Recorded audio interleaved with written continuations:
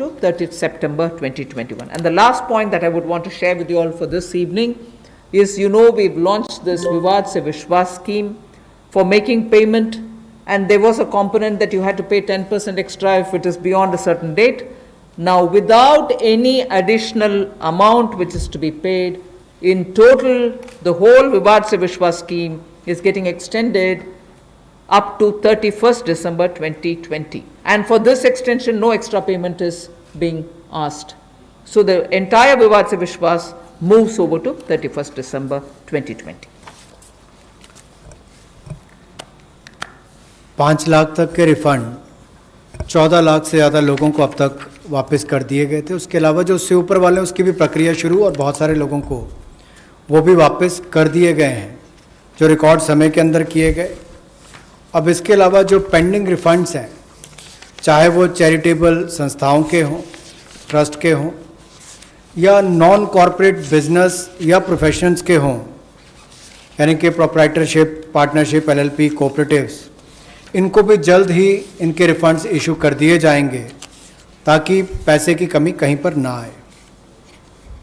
Income tax की return के लिए जो ड्यू डेट थी वित्तीय वर्ष 2019-20 के लिए, उसको 31 जुलाई 2020 और 31 अक्टूबर 2020 से बढ़ाकर 30 नवंबर 2020 कर दिया जाएगा, और टैक्स ऑडिट को भी 30 सितंबर 2020 से बढ़ाकर 31 अक्टूबर 2020 कर दिया जाएगा। जहाँ तक डेट ऑफ असेसमेंट की बात है, ये भी वर्जित हो रही थी 30 सितंबर 2020 को, इसको भी एक्सटेंड कर दिया जाएगा 31 दिसंबर 2020 तक, और जो वर्जित हो रही थी 31 मार्च 2021 को, इसको 30 सितंबर 2021 तक बढ़ा दिया जाएगा।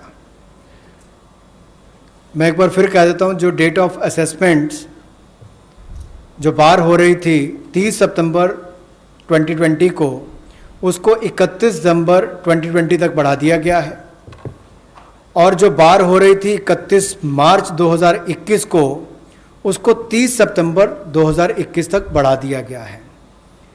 विवाद से विश्वास स्कीम बजट के समय भी हम लाए थे, लेकिन इन अभूतपूर्व परिस्थितियों के चलते इसको भी, जिनको पेमेंट करनी है, कोई अतिरिक्त पेमेंट ना किए बिना, एडिशनल अमाउंट दिए बिना, इसको 31 दिसंबर 2020 तक एक्सटेंड कर दिया गया है, ताकि आप 2020 31 दिसंबर तक पेमेंट कर सकते हैं। उसमें आपको कोई अतिरिक्त पेमेंट नहीं करनी पड़ेगी। मैं धन्यवाद करना चाहूँगा फाइनेंस मिनिस्टर का, MOS फाइनेंस का, for detailed briefing to all of us on these particular subjects.